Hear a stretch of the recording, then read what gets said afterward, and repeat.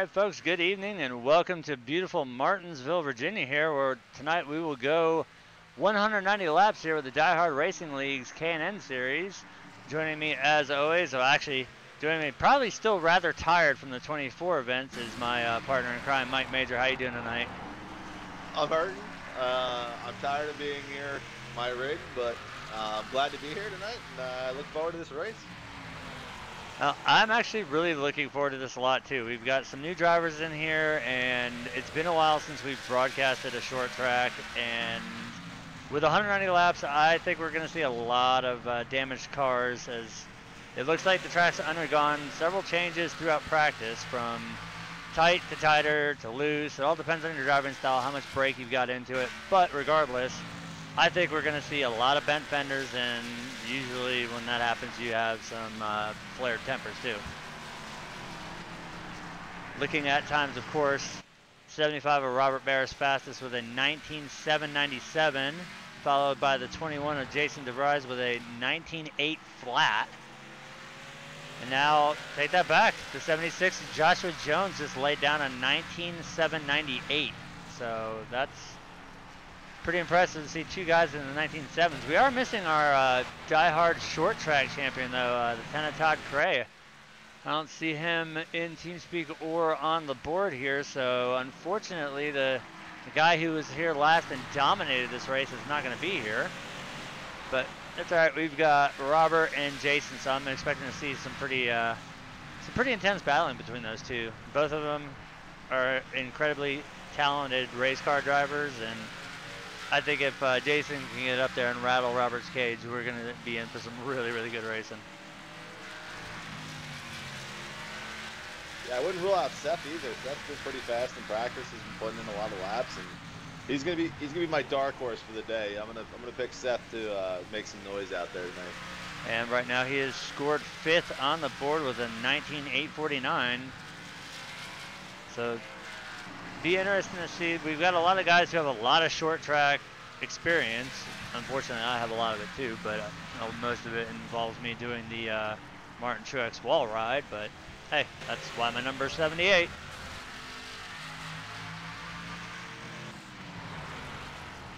So you see there, the 28 of Adam Nowinski. And another one of the Team Diehard drivers from the 24. He went around there in turn 3, which I think we have to note. For being a 4-driver team, you, Robert, Adam, and Jason, to come home 3rd in the division and a top 20 overall, that's pretty freaking stellar for us. Yeah, it's not bad for a bunch of oval drivers. Exactly. All right, so we are under a minute to go here in practice, and apparently Cuddy's already mad, so we're going to see if that 106 lap Alt F4 is still going to hold, or if it's going to be like lap 2. So you see the 6 of Rodney Kramer and the 77 is set there. Get into it, and the 28, so there we got a 3 for there. I think we're going to see a lot of that tonight. We're going to see people burning the right sides up, maybe a little bit too much brake dialed into the car, or not enough rear brake or front brake dialed into the car, and we're going to see the looping it in the corner or getting loose, and somebody getting underneath and maybe pushing up, getting a little tight off the center. But we're about 10 seconds away from qualifying, so we're about 10 seconds away from finding out who's going to set it on pole and then who's going to start off and how long before we get our first caution.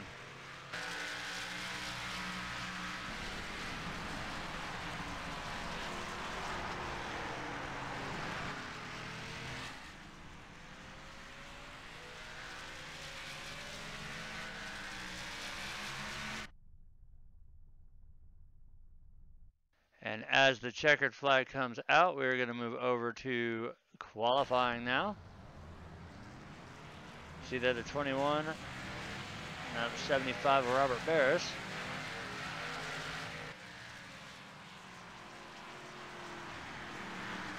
'76 of Joshua Jones. When we move on to starting February 18th with the Cup season here with Diehard Racing, that will be one of the primary sponsors of the league, the Hunt for Heroes. We're glad to see some sponsors coming on board, as we will be doing a long 34-week race season with the Cup cars. So good to see some sponsorships coming on. That helps pay to keep the show going. This is all run out of Seth's wallet, and it costs for everything. Anybody who's watched any of these broadcasts knows that you have to pay for the servers, you have to pay to have the league registered on iRacing, you've got to pay the broadcasting. It's actually pretty expensive to host a league here, and then especially have a 34-week season and stay committed to that. It's really great to see sponsors coming on board for the season. As we see there, the 77 himself. Let's see what he's going to lay out. As we see Adam getting a little loose there. I think a lot of these drivers are going to try to hot lap it here, and I don't really think they're going to have enough. They only have 1 out lap and 2 laps to qualify, so if they beat it up on the first lap, they're pretty much done. But right now, the early pole sitter, or I should say current pole sitter, is the 75 of Robert Barris of the 19.679, which is the fastest time seen yet, followed by the 77 of Seth Schultz with a 19.713. And third will be the 76 of Joshua Jones with a 19.775. And then Jason DeVries fourth with a 19.781. And Caleb Thompson will round out the top 5 with a 19.831. Now we do have some drivers still on track. See if any of these guys, including the one of Kevin Burris, if he can get a little bit faster here, as right now he's in 7th with a 19.911. There we see the 17 of Cuddy Franklin. Right now he's being scored 13th.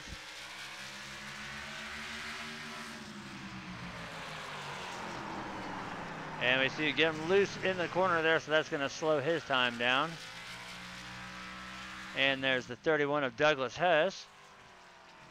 So while these guys are pretty much wrapping up their qualifying, we're going to go ahead and bring out the U.S. Army Marching Band. So as always, folks, please rise and remove your hats for our national anthem.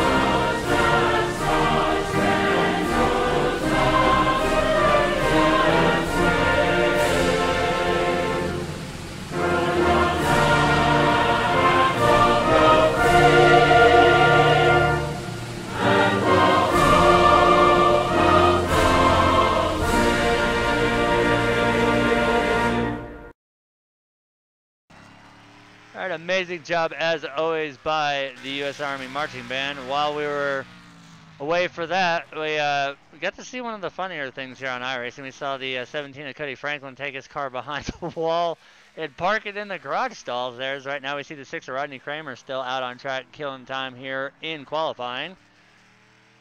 Rodney right now is being scored in the 14th position.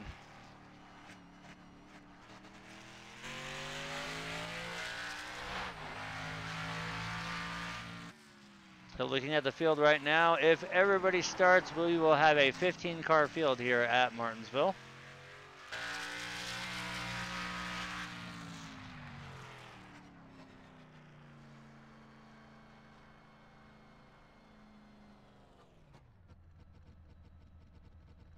So as soon as these drivers get all their times in and we get this session advanced, we will go ahead and run into the gridding order tonight. But it does appear that our top 5 is going to be the 75 of Robert Barris, the 77 of Seth Schultz, the 76 of Joshua Jones, the 21 of Jason DeVries, and the 4 of Caleb Thompson.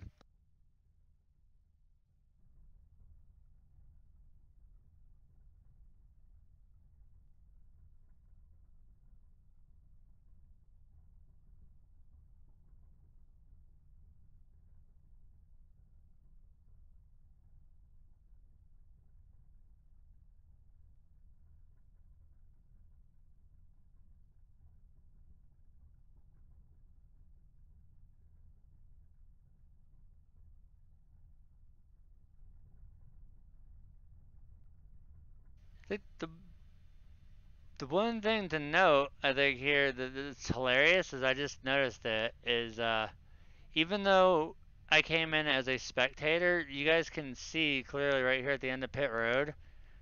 You can see my number, the 78. My guys don't have a war wagon, but they're standing there with tires ready to change on a car that's not even at this track. Way to go, iRacing. You brought us the animated pit crews, and apparently my crew's chilling out there in the first stall, so I'm sitting in somebody else's spot.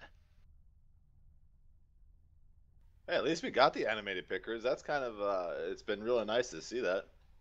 I just wonder if I run down out of the booth real quick, run into my pit stall, lay down, if they'll try and put tires on me. Or try to fuel me up. That'd be interesting to see how that goes with a gas can. Well, just hope it's not Jimmy Johnson's gas, man. Oh, God. I don't need body work done. I just need refueled. They need some extra downforce. He's the guy to call. And also the guy to get fined, what, 6 times in a season for doing that?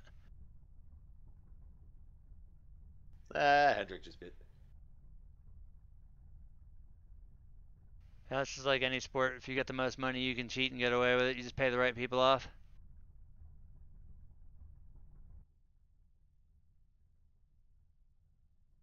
As we are still waiting here for qualifying to end, I forgot that it is a 10-minute qualifier versus a standard 5-minute qualifier, which at a short track, that gives plenty of time for the pre-race speech to go on, which that is done through sim chat.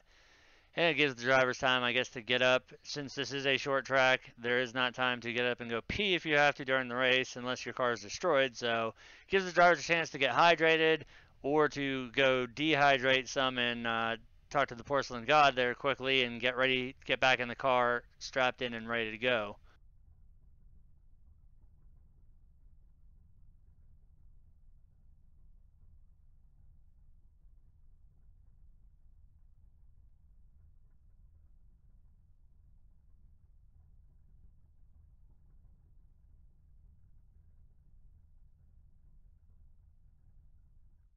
Right now, I think the car getting the most attention is the 21 there of Jason DeVry with the Viagra sponsor there.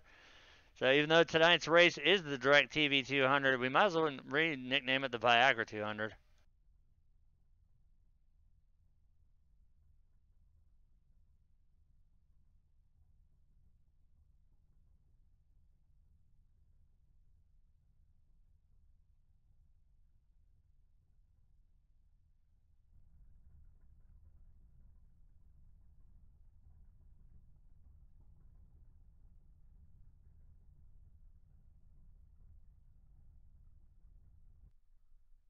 As we sit on board inside through Jason's eyes here. Funny, you could hear, when we were in an external view, you could hear the car running, but obviously in here you can tell that the ignition is cut off.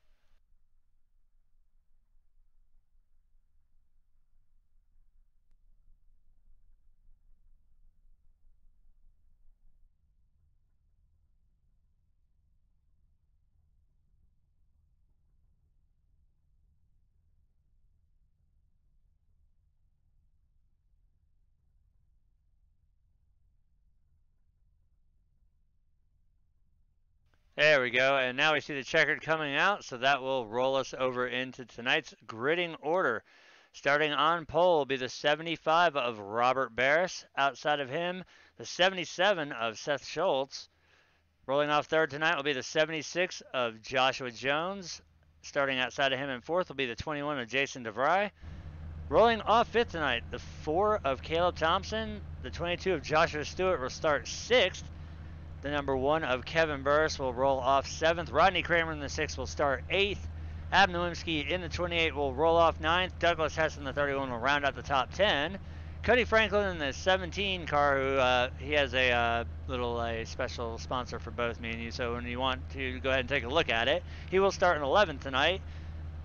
And then I believe the 71 has retired, so that will move the 68 of James Brown to 12th, and I think that's the rest of them did not run time, so that's going to mess up the grid just a little bit. But as we get ready to get things started here,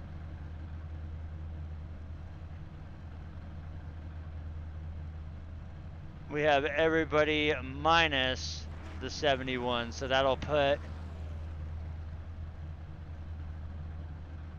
Rusty and then Joe in the final two positions here.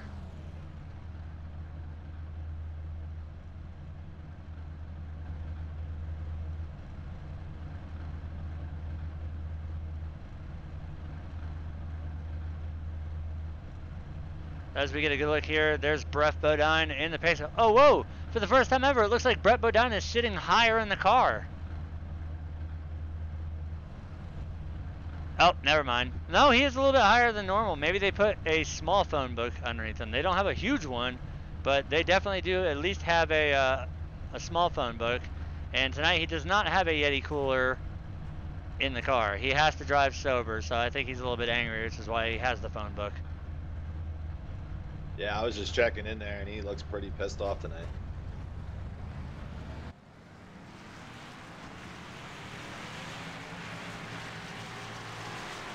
So we have 2 laps here till green.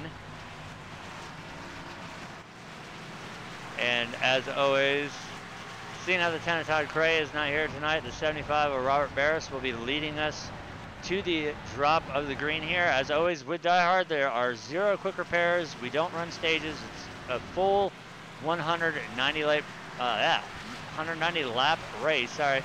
Last night I'm still a little bit caught up from being tongue-tied doing Cyber Racing's Homes Now Not Later Super Speedway Series. That was a great race.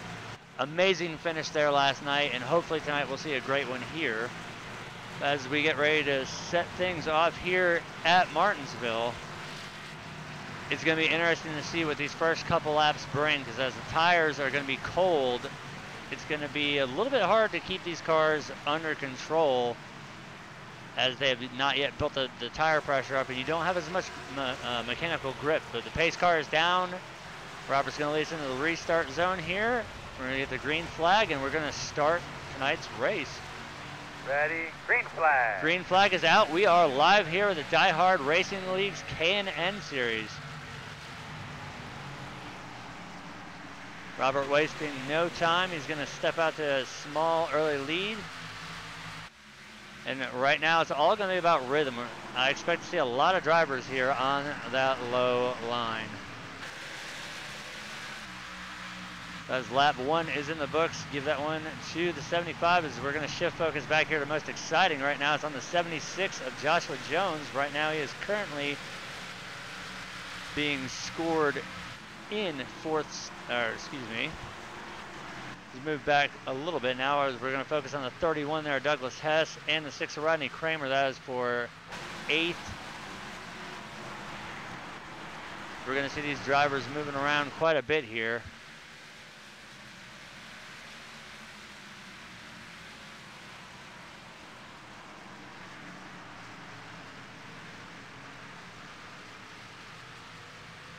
Right now, it looks like everybody's getting a little bit stretched out. We're not going to see too many people trying to drive it in double file here.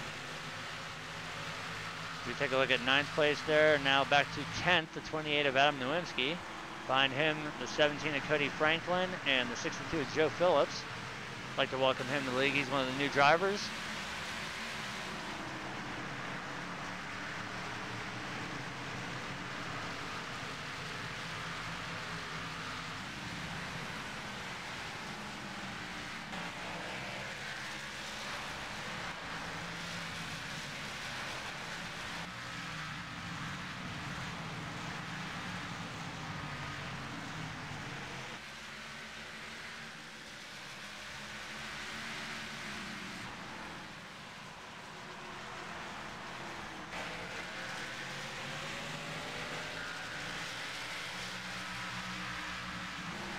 So you see the 4 of Caleb Thompson there. He's going to look low on the 76. Joshua Jones as they come off of turn 2 there. Not quite able to do it, but he's going to try again as they come down to 3. 76 is able to close that door. That right there is the battle for 4th and 5th. Caleb trying to take 4th away from the 76. As meanwhile out front, the 75 of Robert Barris has a 7/10 second lead over second place, the 77 of Seth Schultz. The 21 of Jason DeVries has moved up to third. As right now we are still watching the battle here for sixth between the 1 of Kevin Burris and the 22 of Joshua Stewart.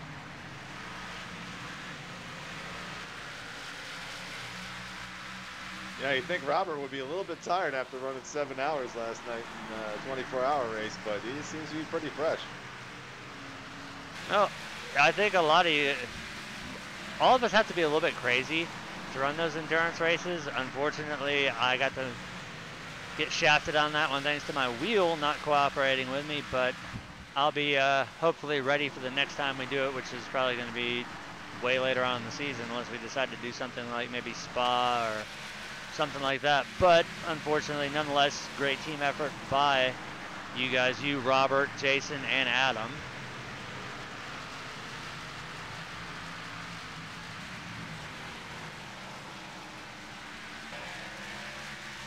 Now, given the pace that these front three drivers are running, I'm willing to put the bets on it that we'll start seeing lap traffic by probably about lap 20 to 25.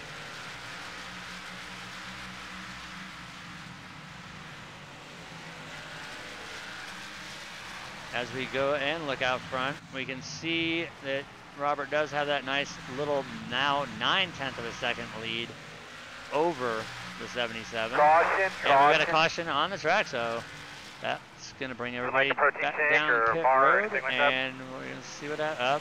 And it's going to be the 17 of Cody Franklin bringing that one out, so let's go ahead and see what happened there.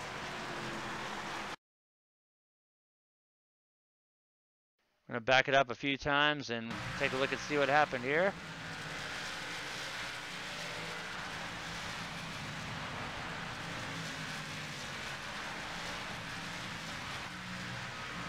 He's already got a little bit of rear end damage there, right dead center. Let's see as he brings it in the corner here. Looks like he just gets on the throttle a little too quick, comes out, locks it down, makes a little bit of contact there with the wall, goes to refire, brings it back around the track, and that's what will bring out our first caution of the night. Luckily, he did a good job locking it down and did not really hit the inside wall that hard, so shouldn't be that bad, or only a little bit of optional repairs. As now we see the 6 of Rodney Kramer stayed out to lead a lap, and now the 68 of James Brown is going to stay out and lead a lap.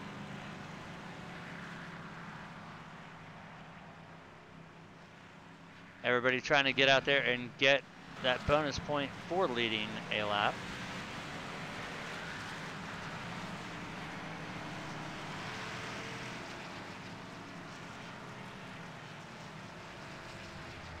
Now, with all these guys on fresh tires, if James doesn't come down pit road, he is going to be a sitting duck.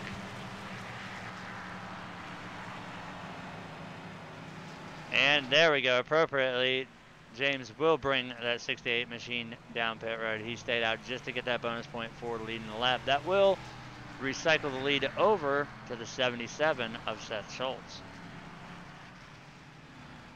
Yeah, I'm not sure if Robert had a bad pit or different strategies. Who knows? I mean, but it's nice to see Seth up there in the front. Let's see if he can keep that sit-go SKF Ford Taurus up there. He's got two very, very fast guys behind him, the 75 of Robert Barris and the 21 of Jason DeVries. Jason, we know, is an animal when it comes to road course. We saw him passing prototypes in a GT3 car, so it's going to be interesting to see what he's going to do here tonight in the K&N Pro Impala.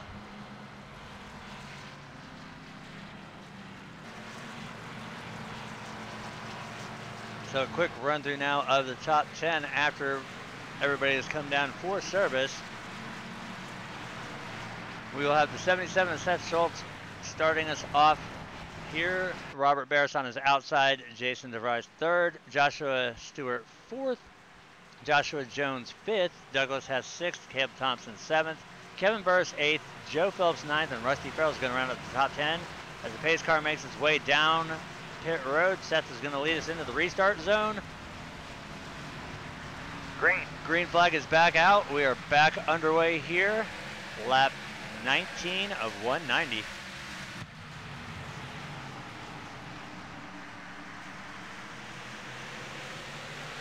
So you see he's already under fire by the 75, but that outside line, I don't know if there's anybody that can make that outside line work. It's going to be Roberts. We see a little bit of wiggle there from the 77. That's going to allow the 75 to get easily clear him as well. Now it's going to open the door for the 21 on the inside as they go into 1 and 2, as well as the 22. Jason is able to clear Seth in the 77 as they go into turn 3 here, so that'll move Seth back 2 spots to third and recycle the race lead back to the 75 of Robert Barris.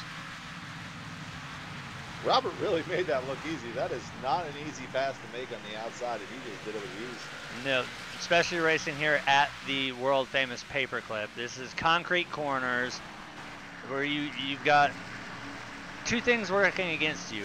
No banking, and then you got the transition from pavement to a concrete corner, and that right there is probably some of the hardest to pass, not let alone that this track is a lot narrower than any other intermediate tracks or even Bristol. This is a little bit wider than Bristol, but Bristol has the banking. You can kind of make it work there, but to do this on a flat track, Robert made that look way easier than it was. That actually takes a lot of skill, a lot of car control to be able to make that move on the outside, but he made it look like it was just another simple left-hand turn, and oh, I'm just going to go around this guy. Yeah, I kind of think on that pit stop, Seth might have taken 2 tires or did something different because he's not running that same pace as everyone else like he was before. So it is possible. Everyone else took 4, he took 2, and he's waiting for his tires to equalize. Now, strategy is definitely going to be key here. It's 190 laps. We're only coming to lap 25 here, so I guess if you're going to experiment with 2 or 4 tires, doing it in the early stage is probably the best time to do it. That way you know if it's going to work or not. As right now we're looking at the battle going on here between the 1, the 76, and the 31. That is Kevin Burris, Douglas Hess, and Joshua Jones. We see a little wiggle there out of the 1 car. That's going to bottleneck the 76, and it's going to open the door for the 31 and the 76. So right now the 1 car stranded on the outside line. The 62 there of Joe Phillips looking to capitalize on it too. Now the 76 is going to try and battle back on the inside.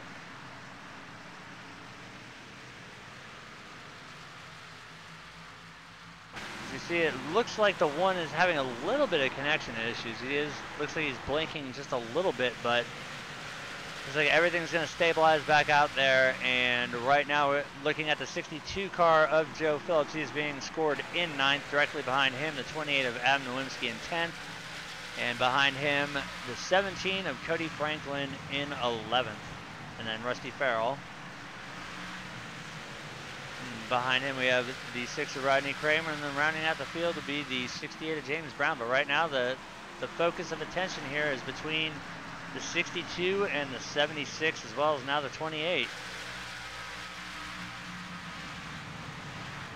As we're looking at the battle for 8th, 9th, 10th, 11th, and 12th.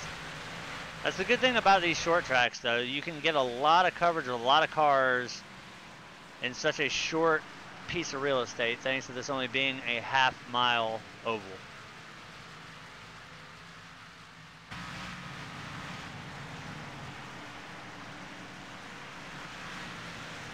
And hoping that they keep it in green flag. Let's see. Now, this place right here is, I think, only second to Bristol Motor Speedway in being the loudest track on the NASCAR circuit. So we're going to test that out. We're gonna try the crank it up camera and see just exactly how loud these cars are.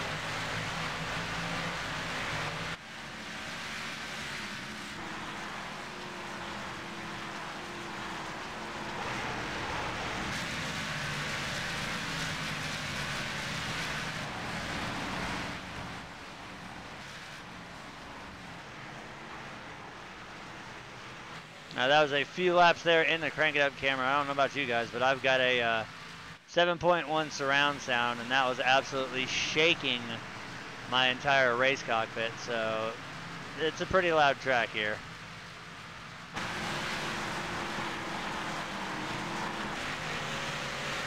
If you look out front, Robert has a 4/10-second lead over the 21 of Jason DeVries right now, and Seth Schultz still holding down that third spot.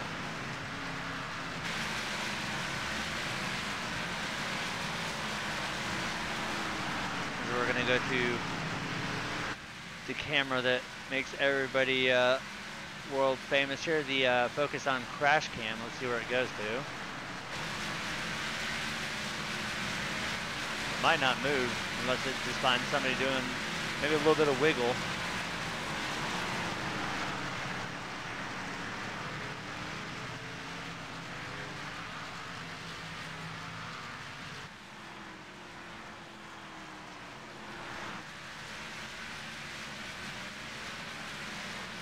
You see these cars are getting a little bit squirrely off the corner.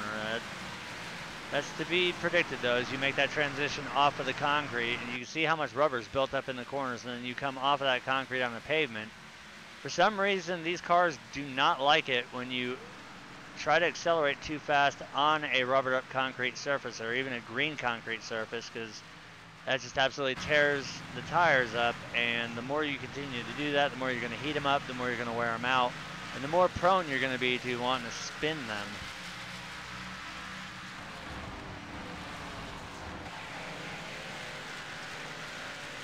We see lap traffic is going to be coming into play right here. The 68 of James Brown. Now that came about 20 laps later than I thought, but that's only because we had that early race caution. We see the 68 staying up nice and high for the leaders here, as we see the gap between the 75 and the 21 is sitting right at about a half a second. It's going to be interesting as the run goes on to see who's more tired, Jason or Robert, because both of them had a lot of seat time in the 24-hour race, and now they're running around. Robert on a direct drive wheel. Jason, I think he's on direct drive as well too. So. Nope, hasn't unboxed it yet. Oh, that's right, he hasn't. He's waiting for his rig to assemble his rig before he puts that wheel together. Needless to say, though, it doesn't matter. Even if you're racing on a G27, you're still going to be sore as heck after 24-hour races and running long stints. But hats off to both of these guys, as right now they're our top two drivers, and they both put in some serious seat time last night during the 24 hours.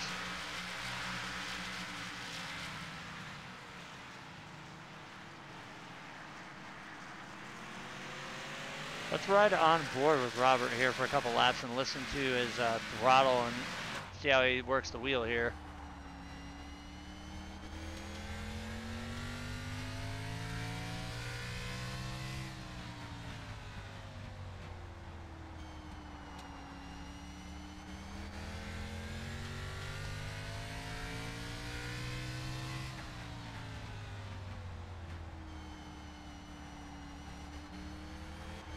Switch it up, and now we're riding inside of the 21. Let's see how Jason takes these corners here.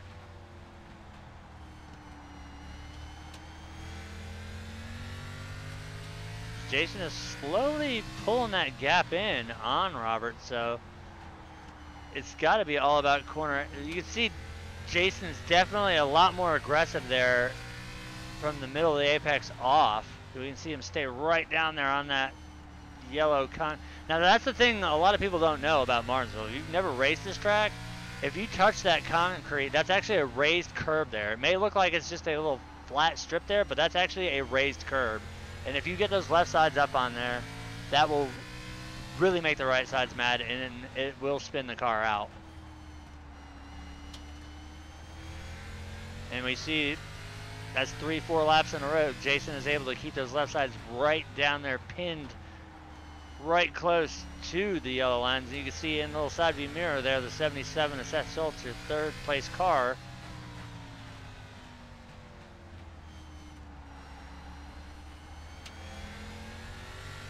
Jason is continuing to slowly dig away at the lead here. We might actually see him get up there and try to contend for it, as he's brought it down to a 2/10 second lead now. Yeah, what I've noticed is they're running the same line in 3 and 4, and Jason is kind of diamonding the corner a little bit in 1 and 2, and that seems to be working for him. He's reeling them in. As we'll watch from the Fox camera here, you can see the 75 of Robert Barris exit the corner a little bit higher, and you see Jason, he makes that arc out a little bit wider. He doesn't come all the way back out to the wall till a little bit later, until he's back out on the pavement, whereas Robert's already coming out to the wall while he's still in the concrete section of the track here. We'll get a good shot of it right here. As you can see both cars there. I think Robert's starting to adapt his line a little bit. He's seeing what Jason's doing. As you can see right there, Jason is able to get right up there and close the gap on him. If he can keep the pressure here, I mean, these guys both have raced a lot together, but that's got to kind of wear on you after maybe 30 laps of seeing it over and over again. Now, getting to this point and getting around him, as we see both the 75 and the 21 get a little loose there. That's going to open the gap, or close the gap dramatically, as they both had to get hard on the brakes there to go into 1. Now we see the 21. He's going to challenge on the inside as they go into 3 here. And I think Robert's just going to let him go right there. So cycle the lead over now to the 21 of Jason DeVries.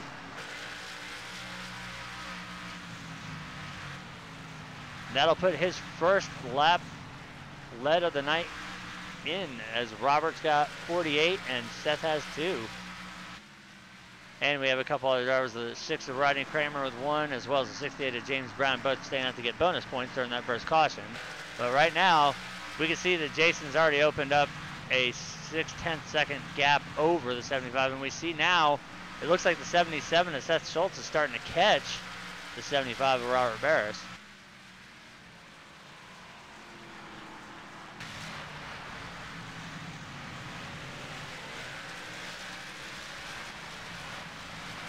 As you see, it looked like that was the 22 of Joshua Stewart getting a little bit of the outside wall there.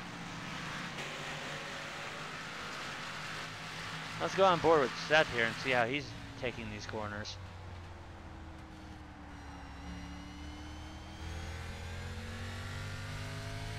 As you can see there from the cockpit view, that it's not long before Jason and Robert and Seth here are going to be running down the tail end of the field.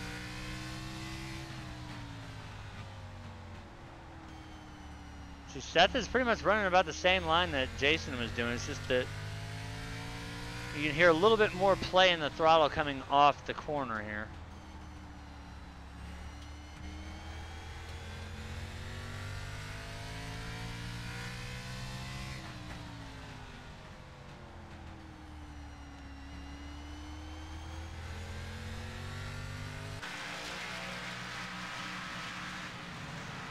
Meanwhile, we're going to go back to the most exciting camera and see where it puts it at.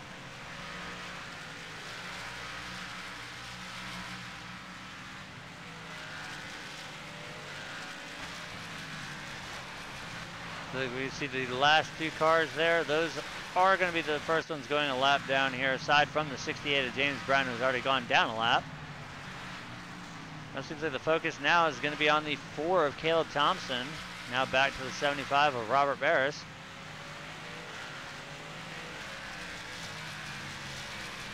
We see Jason is continuing to slightly pull away from the 75, and we see the 77 slowly inching closer and closer as the laps go on here. We are now currently on lap 61.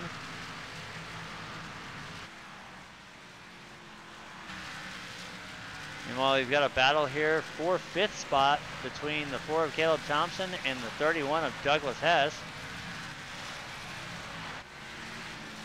See Douglas looking to the inside here in 1 and 2. Caleb's forced to run that upper groove. Let's see if Douglas can make it stick, as he still has the inside for now going into 3.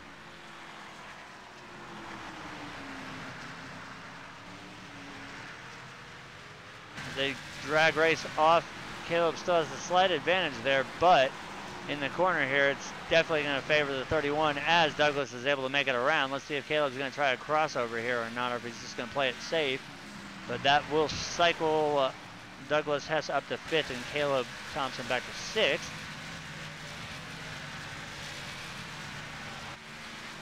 A quick little summary right now. We've got 63 laps completed in the books. We've had 1 caution for 3 laps, 5 lead changes. Our current leader is the 21 of Jason DeVries. Caution's out. And we've got a caution on the track. All right, buddy, you had a couple laps by yourself there. How'd it feel? And it looks like that one is going to be on the 6 of Rodney Kramer. So let's go ahead and see what happened there.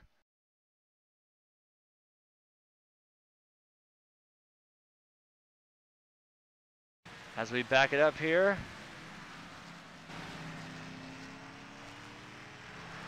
Take a good look at that. I believe that's, well, I know Mark Martin did run the Xerox antifreeze scheme for a while, but the #1 driver that comes to mind when I think of Xerox would be the late and great Alan Kowicki.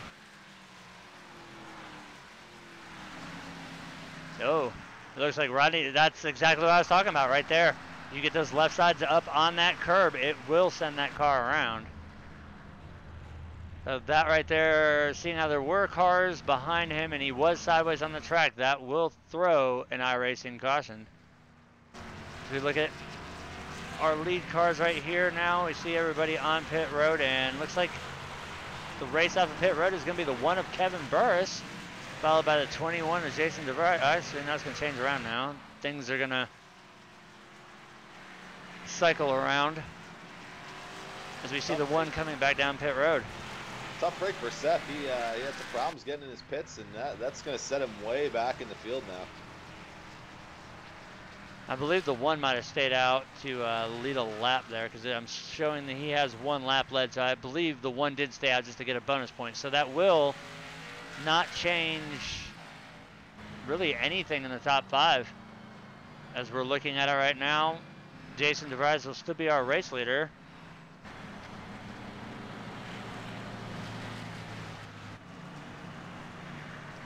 After that cycle of pit stops, the 21 of Jason DeVries will still be our race leader. Robert Barris 2nd, Joshua Stewart 3rd, Douglas Hess 4th, Caleb Thompson 5th, Joshua Jones 6th, Joe Phillips 7th, and then looks like the 77 of Seth Schultz had some problems on pit roads. He's going to be scored in 8th on this restart.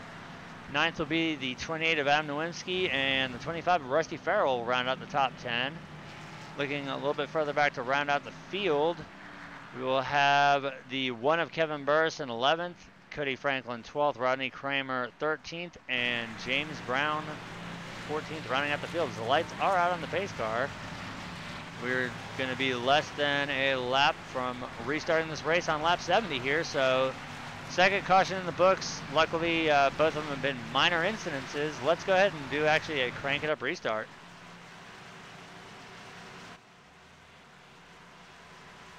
Pace cars are off. Jason's going to lead us into the restart zone. Green. Green flag is out. We're back underway.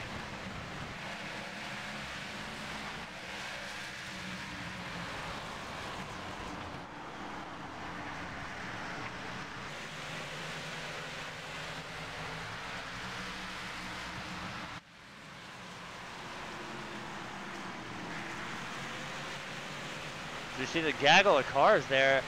I do believe the 21 might have got caught sleeping there in that restart, as we saw the 75 of Robert Barris absolutely able to just rock it back. Ooh, Seth. Oh, the 77 of Seth Schultz. No caution yet on the track. I don't know how. There was a car directly in front of him, but somehow we're going to stay green flag here. That was a great save by the 77. He didn't take anyone with him. He kept it straight, and no caution came out. Great catch there by the 77, as that any other driver probably would have nosed that one right into the wall there. And I'm not sure who's directly in front of the path, but great job by them too by getting the car slowed down and not making contact with the 77. Meanwhile, we see the 31 of Douglas Hess. He's going to try and make the move on the inside of the 22 of Joshua Stewart. This is for third position right here.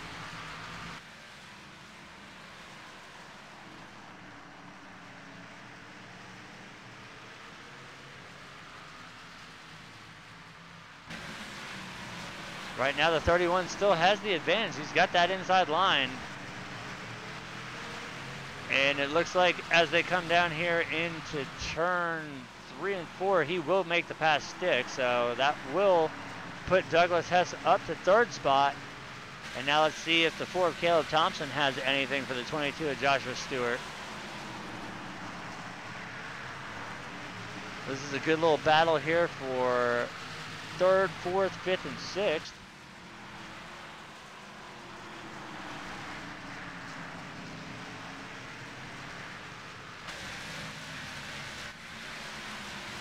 As you can see, the noses on these cars dropping severely. That's how hard the drivers have to get on the brakes here. Now these cars are very, very short geared here, so getting up in there, these cars are very, very spooled up. They're high RPM. You've really got to stab the brakes while you're still straight to set the nose down for proper entries. We see the 4 of Caleb Thompson there a little bit out of shape coming out of the corner there, but nothing that's going to affect him too much as he's still right there within striking distance of the 22. As we see the 31 now is able to put some distance on the 22. As we see now, the 21 is going to try and see if he can work his magic again as he's caught up to the back bumper of our race leader right now, the 75 of Robert Barris. But right now, it's still focusing right here between third through sixth.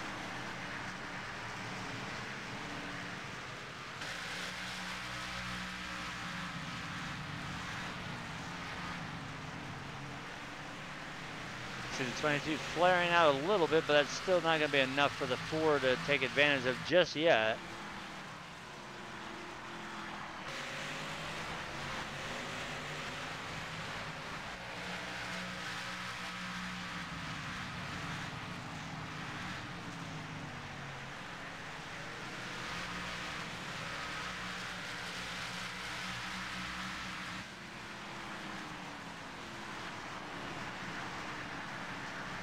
Looking at lap times here, it looks like the 31 of Douglas Hess, he is absolutely cranking out some fast laps. Looking at him right now, our race leader, his previous lap was a 24.60 and the 31 ran a 24.80, so he's only 0.02 off, so that's pretty impressive there. Normally, we see a lot of drivers struggle here at the shorter tracks, seeing how it is heavily a rhythm-dependent track, but it looks like the 31 team, they brought a car that's dialed in tonight because he is absolutely keeping up with the leader's times. As you see the gap that he's put on the 22 of Joshua Stewart. Yeah, and with Doug starting 10th, he's had to work his way through the entire field and get up there, so you never know. One more caution, he might be racing with these 2 front pack guys. Anything is possible here. I know we've seen throughout the seasons here at Diehard running different cars and different variety of tracks. Maybe it's just another case of what we see, a driver in the right car at the right track. I know we saw several that excelled in the K&N cars. We saw several that excelled in the Xfinity series. And then we had our usual dominant drivers in the truck series. Now going into the upcoming season, which starts February 18th, it's going to be interesting to see who has the best grasp on the fixed Monster Energy A car series.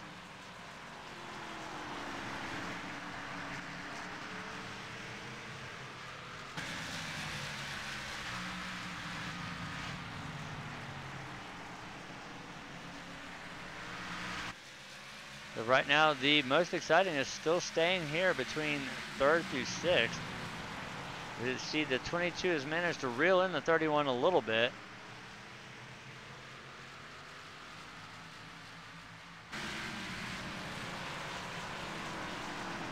We're getting close to the halfway point here in the race. So far, only 2 cautions. So 2 cautions for 87 laps at Martinsville. I'll take that any day right now.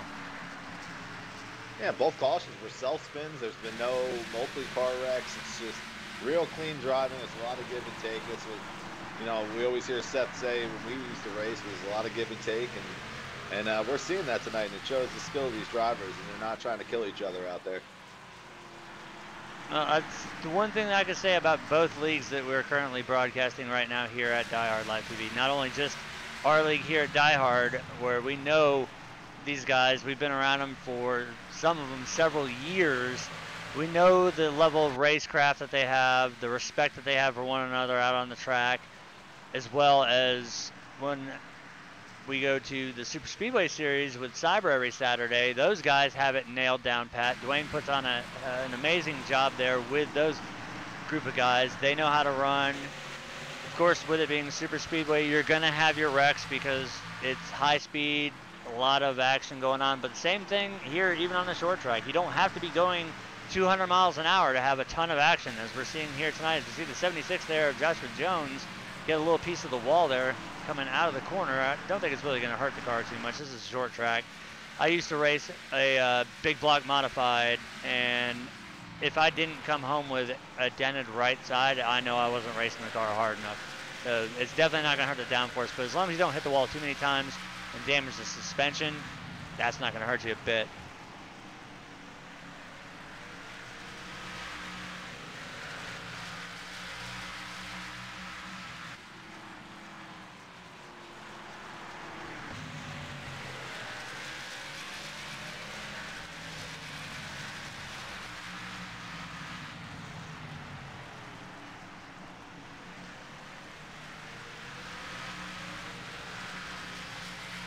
See almost a little bit of contact there between the 4 and the 76. 76 backed out of it and avoided that because that could have been a little bit more than what we saw there. If he hadn't let out of the throttle and stepped on the brakes, he would have easily turned the 4 going in the corner, but great job there by the 76. Some good heads-up racing.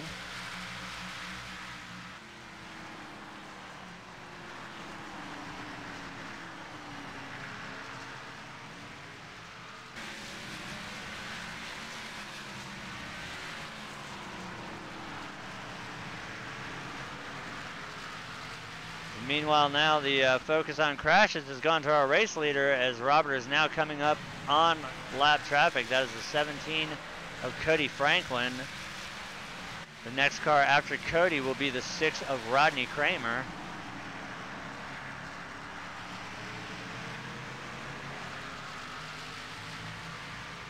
See, Cody's gonna go high and let the leaders by here.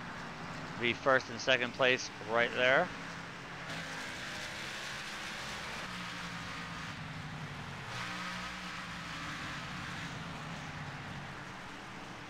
Now it keeps switching focus back and forth as to who iRacing thinks is going to wreck next.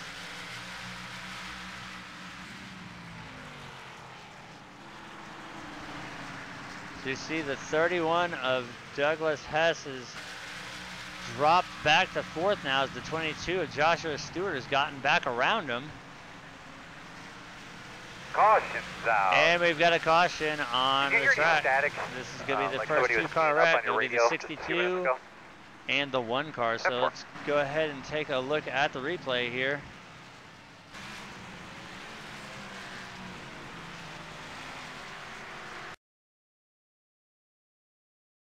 We're going to back it up here a little bit. There's the 62 going high for lap traffic.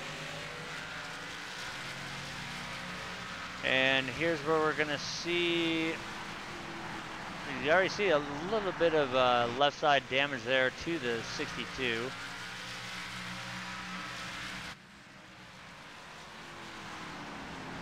So he gets a little wide there and just gets down there, and they make a little bit of contact. That's enough to send the 62 around, which will throw the caution here. So now we are working our 3rd caution of the race here at Martinsville Speedway.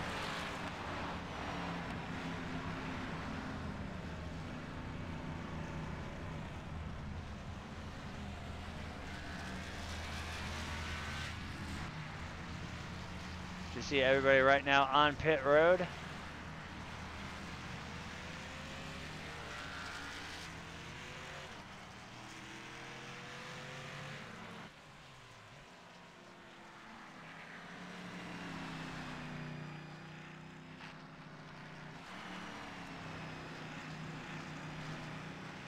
All right, so as these drivers are making their way back out on track to catch up behind the pace car, we see that we've got some movement here within the top 10.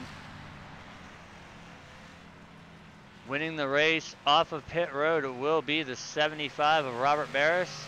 Coming out second will be the 76 of Joshua Jones, the 21 of Jason DeVries third, 22 of Joshua Stewart fourth, the 31 of Douglas Hess fifth, Caleb Thompson in the 4-6, the 77 of Seth Schultz seventh, Kevin Burris in the 1-8th, Adam Nowinski in the 28 9th, and Cody Franklin in the 17 is going to round out the top 10. Followed by Rodney Kramer in the 6-11th, Rusty Farrell 12th, Joe Phillips in the 62 13th, and James Brown going to round out the field.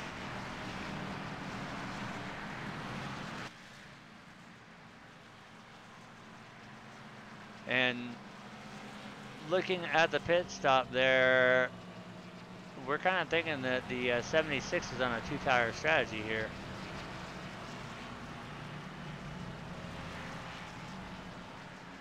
Yeah, it's definitely an interesting call to make, taking two tires. It didn't work out too well when Seth tried it last time, but you know, it just takes that time to equalize your tires and get going. And we'll Josh's a hell of a driver, so we'll see what he can do with it.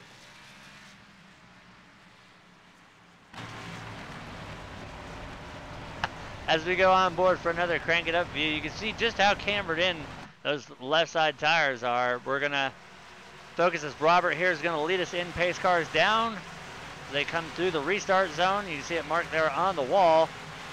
Green, green, green. Green flag is out. We are back underway here. Lap 104 of 190 here with the Diehard Racing League's K&N Series at Martinsville Speedway.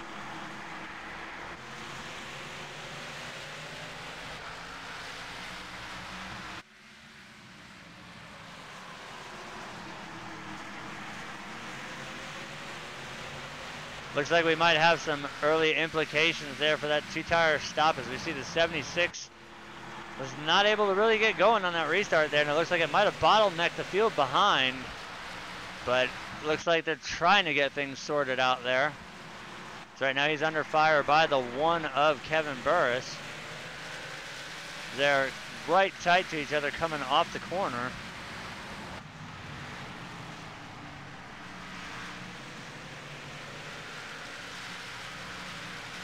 We see there the 76 has been passed by the 1 and the 4. Now he's going to come under fire possibly by the 28 of Adam Nowinski. Right now we're looking at our 5th place car, the 77 of Seth Schultz. He's been able to get around the 76 as well. Now he's going to try and set his sights on his old number, the 31. Seth ran that number for the longest time. So he's going to try and pass his old number. As right now, Douglas Hess being scored in 4th. Joshua Stewart 3rd. As we see the 21 there, Jason DeVries, he's going to try and put the screws to the 75 of Robert Barris. As he's looking to the inside here, this is going to be the battle for the lead. Jason's, that real tight battle in there off the corner. Jason still has the advantage on the inside, but let's see if Robert can hang on the outside there, or if he's just going to back off and let him go, which would be the smarter move. He's going to do so, but that will put our race lead back to the 21 of Jason DeVries. And that right there is just another display of what Jason can do. He's not afraid to put his nose down in there. If he sees the hole or the opening, he is going to put that nose down there, and he's going to try and take that spot. So you either have to try and race it out or just hand the spot over, because he is a take no prisoners racer. He will race you clean, but he will race you probably the hardest that you've ever been raced.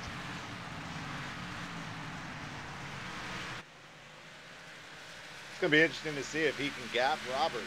Jason has not had the opportunity to have that clean air out front pretty much most of the night, so we'll have to pay attention to that. We see the 31 there get a little bit squiggly there off of turn 4.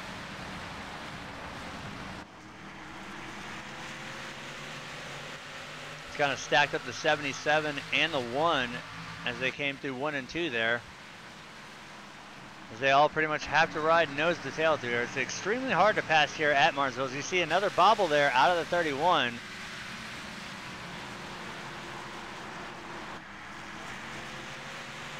If I was at 77 and I saw that bobble again and I had the opportunity, I would try to get my car down to the low side. But then again, you never know, that bobble might be just enough for the car to go around. But this time, Doug able to keep that car under control.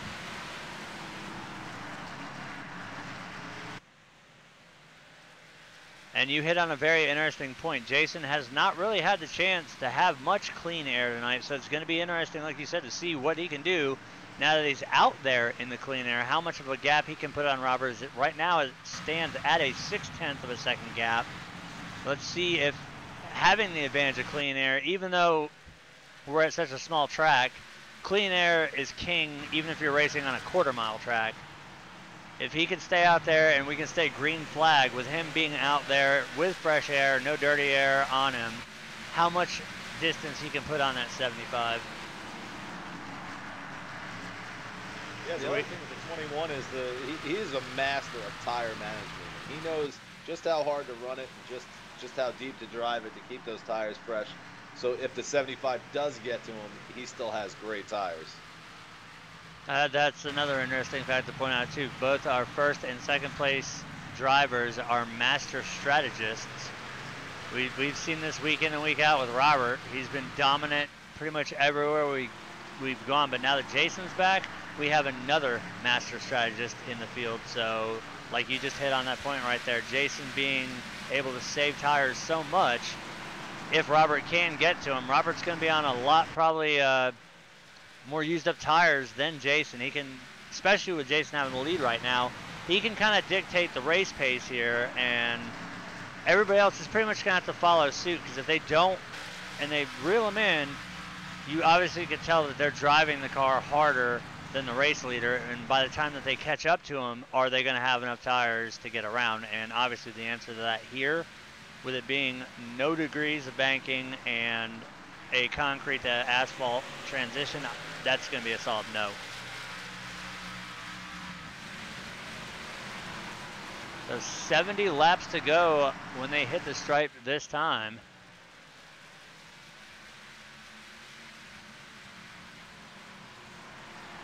Gotta say, these guys have been knocking off lap times very quickly here. 3 cautions for 120 laps. That's not bad. And all of them have been pretty minor incidences. Nobody has yet detonated a motor. We haven't seen any major damage come off of any of these wrecks here. As we see right there, the one of Kevin Burris, he was involved in that last caution with him and the 62.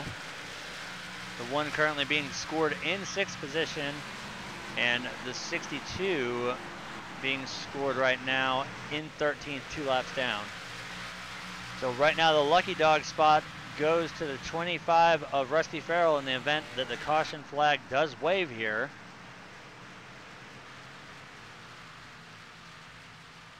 And something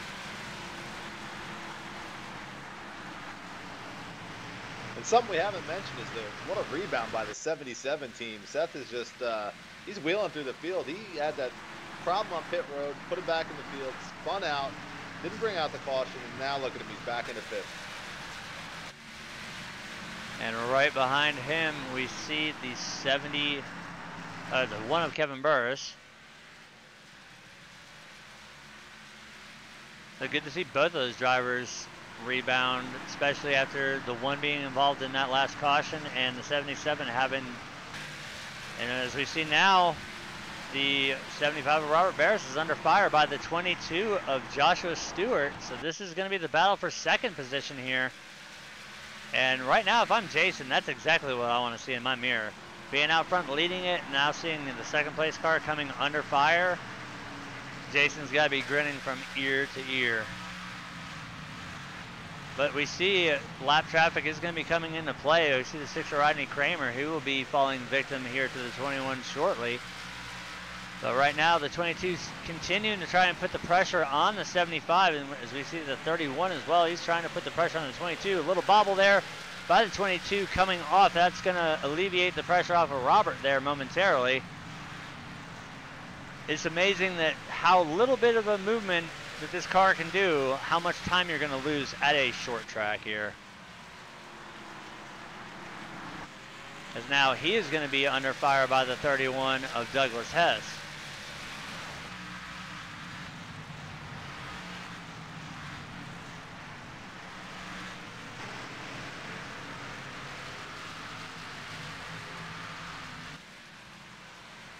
See, that might have been just, he might have got the right sides a little bit angry, as we see another little bobble there coming off of turn 4.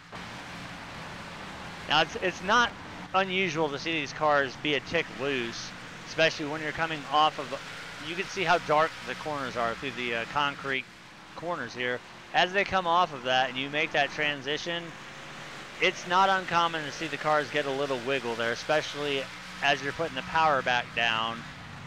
From going from a rough surface to a smoother surface, the rubber transition through there, you can see it fades significantly from the apex of the corner offward back onto the straightaway. Right there being the dead center of it is the heaviest as far as the rubber being laid down. That's going to give the cars a natural tendency to slide a little bit if you get under the throttle a little too soon.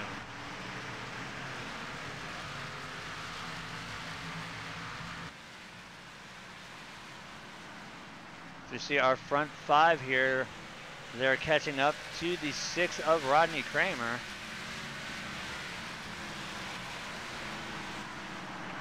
Once the 21 gets around him, that'll put Rodney in the lucky dog spot. He will be scored the first car a lap down.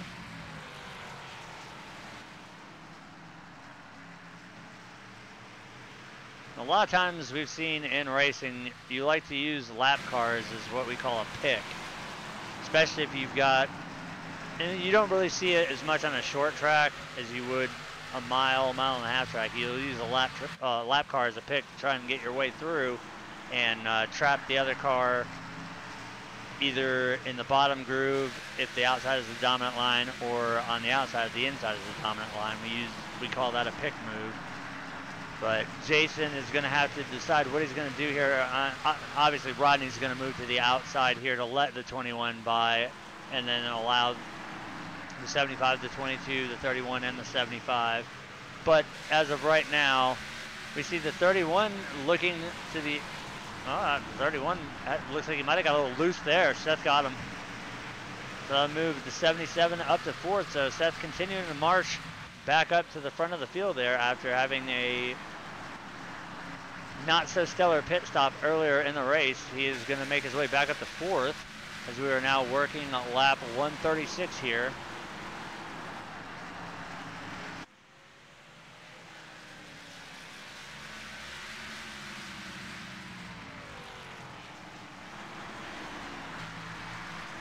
We see now the 6 Rodney Kramer going high for the rest of the field here, and it looks like we have a we've got a caution on the track. Okay, quickly tell me what you think you had there.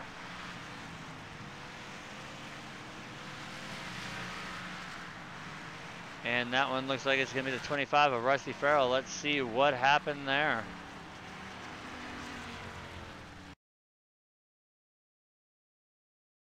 So as we see here, there's the 25 of Rusty Farrell, behind him the 62 of Joe Phillips. See a little bit of damage there right in the rear center. That seems to be the common trend growing tonight here with these cars. They all have wedgies. Let's see if Rusty might have got those left sides down on the apron, or if he just might have got, oh, it looks like he just stepped out coming out of the corner. He locks it down and then backs up onto the track. That's enough to bring the caution out. So once again, just a solo spin here. We're not seeing any major incidences.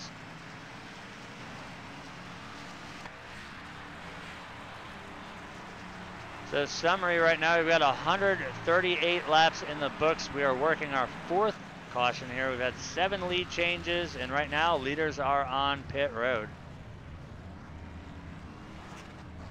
And Lucky Dog will go to the 6 of Rodney Kramer. As you saw right before the caution came out, he did get lapped by the field, so Rodney will get his lap back. And looking at the race off of pit road, it'll be the 21 of Jason DeVries.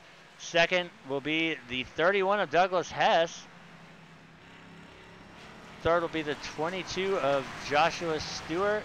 Robert Barris in the 75 4th, 77 of Seth Schultz 5th, Caleb Thompson in the 4-6. Rodney Kramer's got to come down pit road for his pit stop because he got back on the lead lap, so it's going to cycle him around.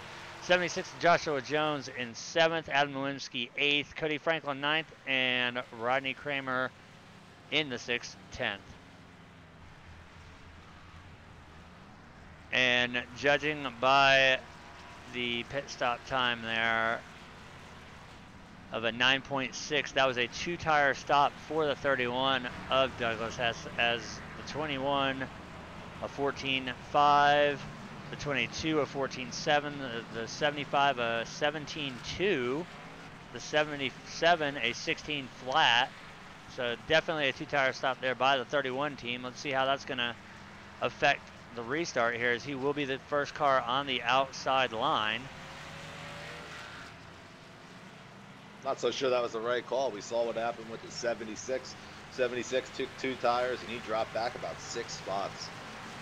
Now definitely the thing here with the short track tires are key, and you may not be putting a lot of stress on those left side tires, but still nonetheless you want to make sure you got 4 of them going there, as it looks like the lights on the pace car are out. We're going to go back to the crank it up camera here as we're less than half a lap away from restarting the race.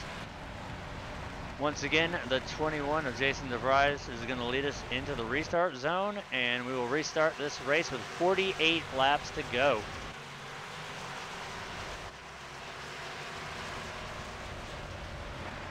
Green flag. Green flag is back out. We're back under the way.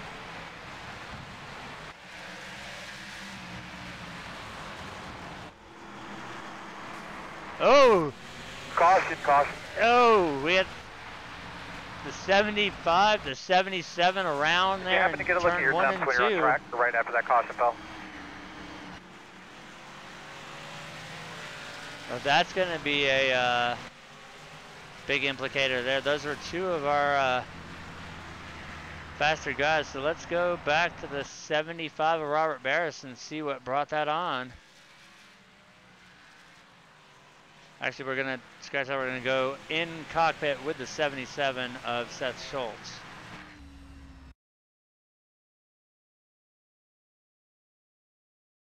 So we're going to go back. This is about right as the pace car is diving off, and we're going to see this happen down in turn 1 and 2.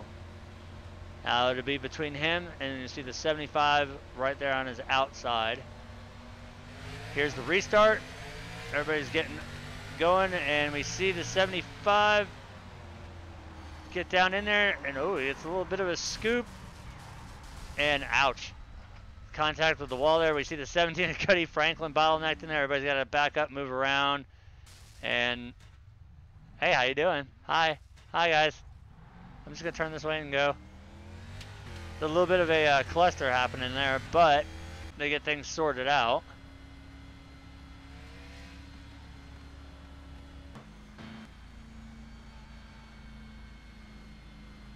So that looked almost like the 75. Thought he was clear and might have just came down a little bit and got crossed over the nose of the 77 there. Yeah, I think Seth said I'm gonna take, not give it on you this time, Robert. Well, Robert is our current points leader by a decent margin, and if he doesn't take the repairs, I mean, he's got some pretty good damage on that 75 machine. I don't know. This might actually might hurt Robert a little bit. It's definitely gonna hurt in the points some, but we won't know until we see if that car is still 100% power, because he did hit the inside wall.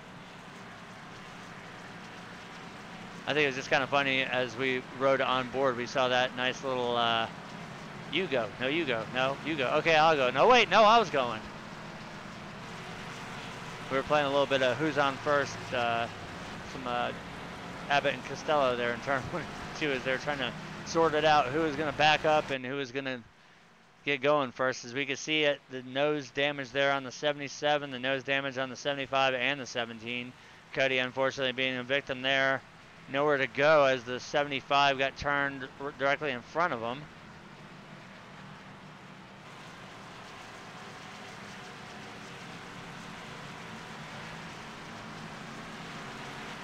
So that's going to take a lot of pressure off the 21 if there was any pressure. Just seeing how the 75 was involved in that caution. Now he's got the 22 of Joshua Stewart and the 31 of Douglas Hess still on 2 tires. And then the 4 of Caleb Thompson, the 76 of Joshua Jones, the 28 of Adam Nowinski. And those will be our pretty much, for the most part, undamaged cars. Green flag. As the green flag is back out here.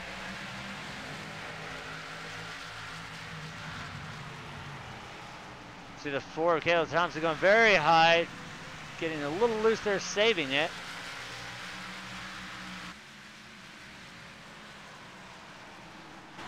Jason easily able to hang on to that lead as we see a little bit of a bobble out of the 22. See a little bit of nose damage there on the 76 of Joshua Jones. That's not going to hurt him. Like I said, the more times you go up there and make contact with that wall, the more you risk damaging the right side suspension on that car. And these cars are already hard enough to turn in the corners. It doesn't help the car when you compound it with some suspension damage that also will inhibit its ability to turn even more.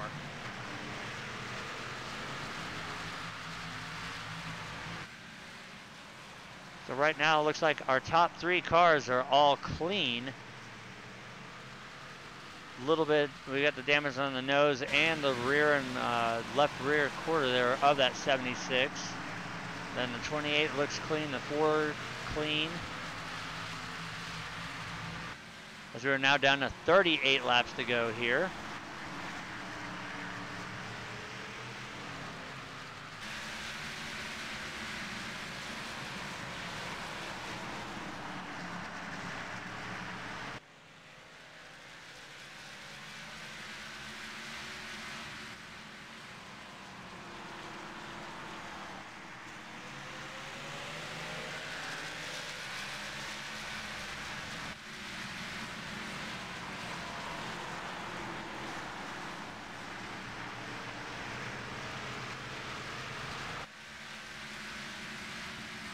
Right now we're looking at our 3rd place car, the 31 of Douglas Hess. Now he is on right sides only.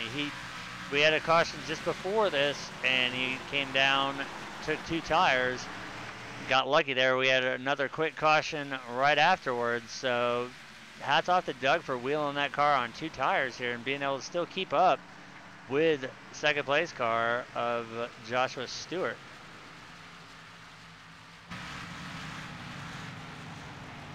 I think though, as we see these green flag laps continue here, you're going to start to see the 31 fall off a little bit as I had mentioned before, the left sides don't play a huge factor, but it's always a safer bet to take 4 tires than 2 unless we're in a, say maybe a just handful of laps to go and you're going to be starting on the inside.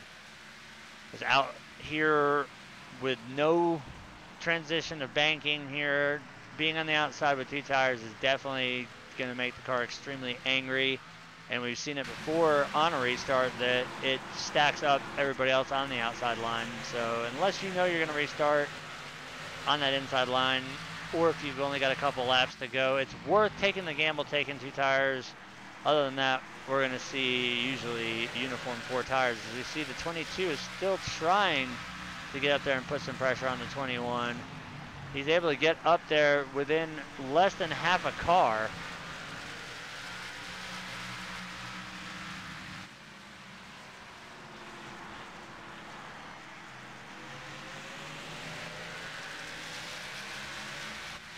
As we are watching here the battle for the lead between the 21 and the 22.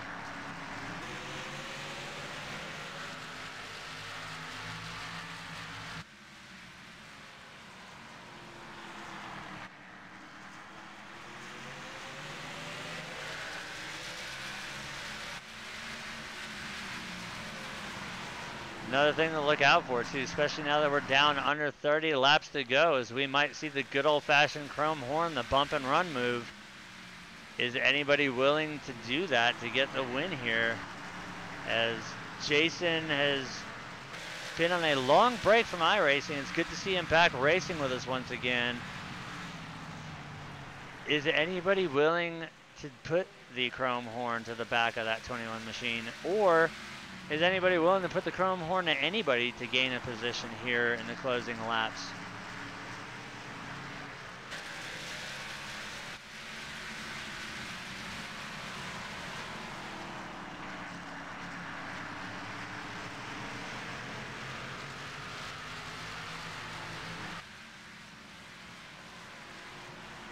We see now the lead stretching back out. Now back up to a 5 to 6/10 second gap between first and second. So far, those two tires are still working really good for the 31 team as they're still holding on to third place. Need 25 laps to go this time as Jason hits the stripe.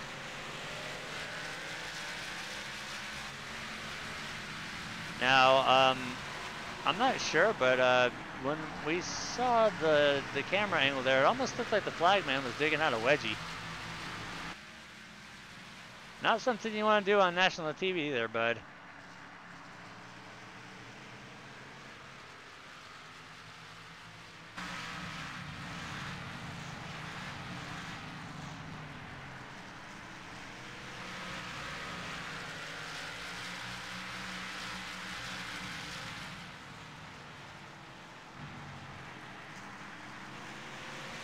Got 23 laps to go. We're going to ride in cockpit here with our race leader for a few laps. Once again, you see the same line still being run by the 21. He's right down there, dominating the corners, running right down there against that yellow curb, not touching it, but apexing off the corner perfectly, and that's right there. It was a lap around Martinsville. Doesn't take long to get around this track, so these last 22 laps are going to fly by.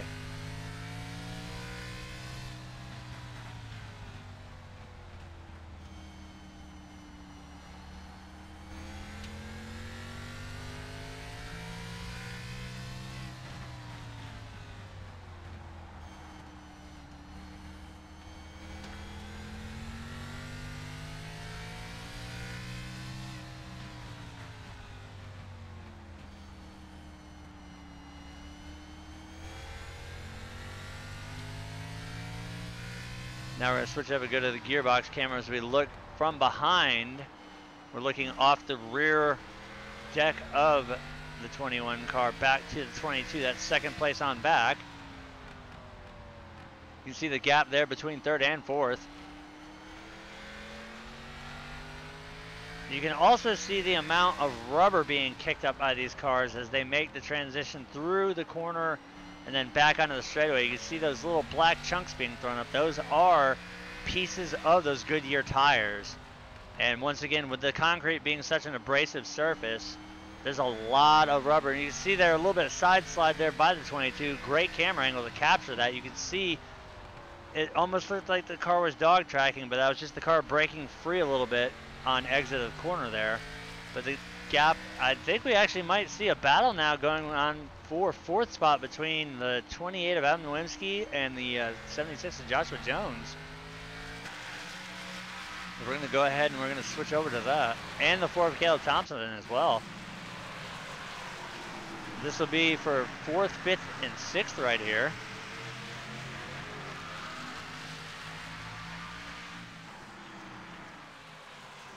You see Adam there running the Wheeler Walker Jr. paint scheme.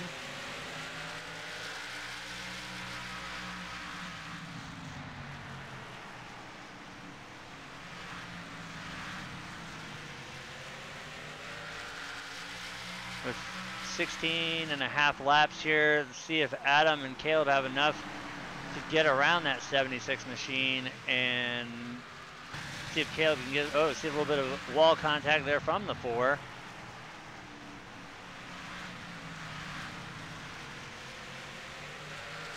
So add some more damage to another one of the cars. I'm already betting that the crew chiefs have already got some pictures from the war wagons of parts that are going to be going up on eBay for sale later after the race.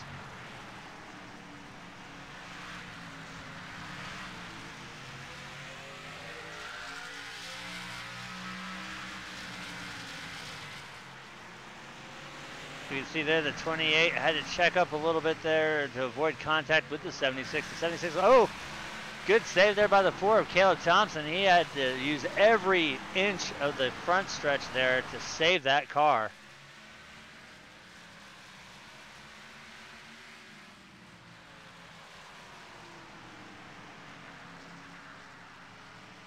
So you see there the 28's able to get off the corner a little bit lower. Now if he can get to the back bumper and set the 76 up, that'll favor the 28 big time, as he will be able to dive to the inside, force the 76 to the outside, and that will move Adam up to 4th spot, as he is currently being scored in 5th.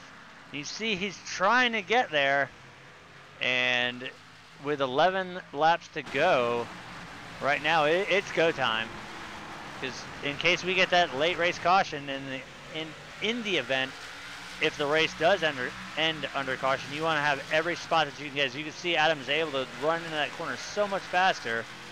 He's just got to be able to get to the inside of that 76. As he's going to do so here, he's going to dive down to the inside.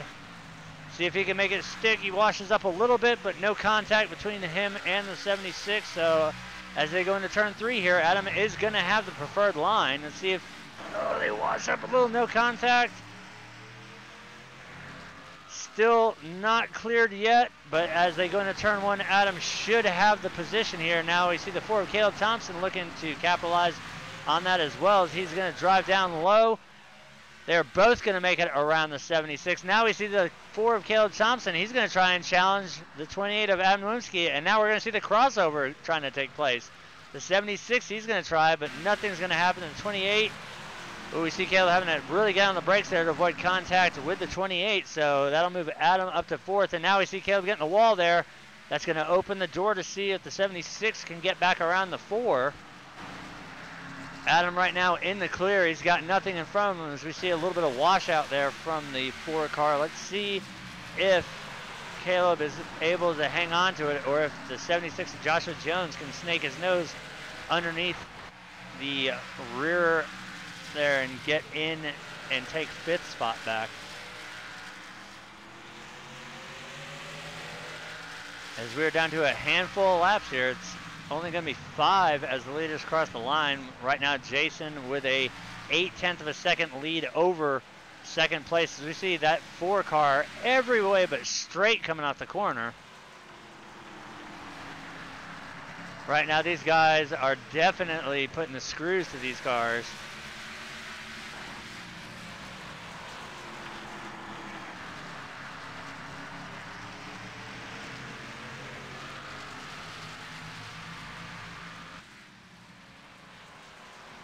Right now, I think the 4 is pretty much safe. I think he's just going to try in these last 4 laps here to try and see if he can get underneath the 28. But I'm willing to bet with the damage and the way that we're seeing that 4 come off the corner, he just does not have the tires. And Adam's he's got some used tires, but nowhere near quite the extent as we see Adam's able to easily just drive straight off the corners. We're seeing the 4 lap after lap coming off sideways, if not dog tracking, due to just those tires being absolutely screaming right now.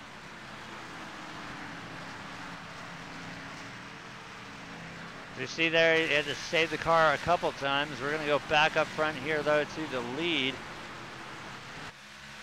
As we see our race leader is now approaching lap traffic, which might open the door for the 22 of Joshua Stewart. He's brought the gap down to 0.2 of a second, as it will be white flag, so less than a half a lap away from finishing this race, and we're going to see what the 17 does here. This is going to dictate how this race plays out. Jason's going to dive in. He's got the 22 right on his bumper as Jason comes around the corner. 22 a little sideways. That's going to hand the win over to the 21 of Jason DeVries. Second will go to the 22 of Joshua Stewart. The 31 of Douglas Hess will finish 3rd. So those will be our top 3 that we are going to bring in for interviews. In the meantime, we're going to go ahead and bring up the race results, as this is in the books here. Coming home with the race win is going to be the 21 of Jason DeVries, the 22 of Joshua Stewart 2nd, The 31 of Douglas Hess, third. The 28 of Adam Nowinski, fourth. Caleb Thompson in the fourth. Fifth, the 76 of Joshua Jones, sixth. Robert Barris in the 75, seventh.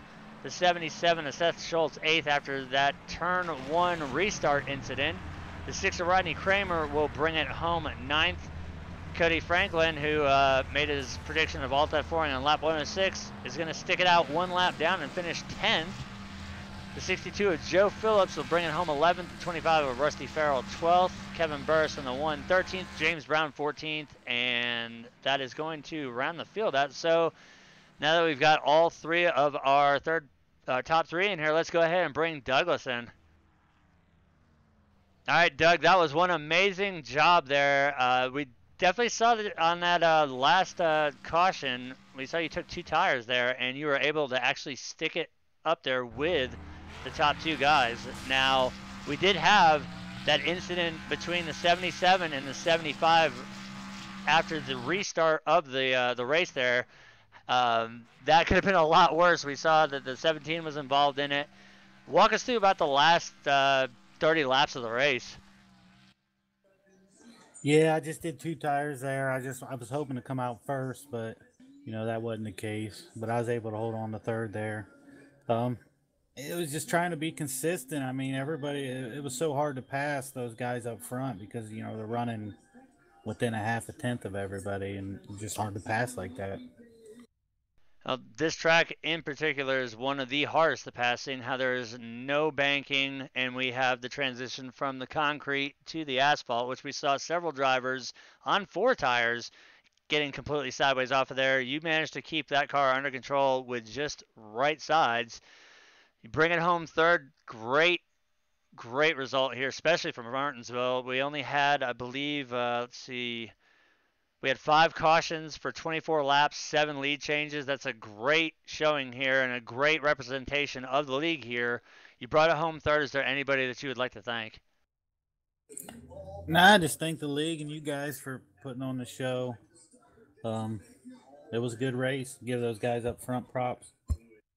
All right, well, once again, congratulations on third, and we will see you next week. All right, thanks. That was our third place finisher, the 31 of Douglas Hess. Now we're going to bring in the 22 of Joshua Stewart.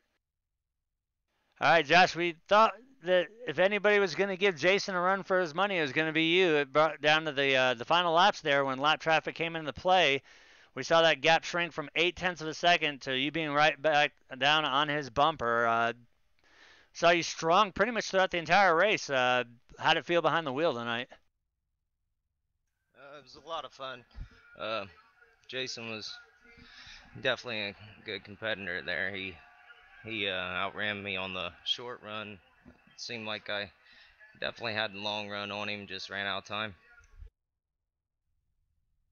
Now, the question that runs through every short track driver's mind, did it even run through the back of your head about using the chrome horn there on the last lap? Yeah, I thought about getting up under him a little bit, maybe slide him up a track, but I haven't raced in the league too long, and it's always good to not have everybody on your side. Well, undoubtedly a great piece of driving tonight as you bring it home second. Is there anybody out there that you would like to thank? Yeah, thank Robert and all you guys for putting on the league.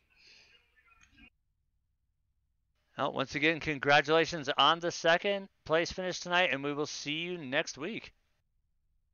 Thank you. See you next week. All right, that was our second place finisher, the 22 of Joshua Stewart. Now let's bring in Mr. Hot Stuff here.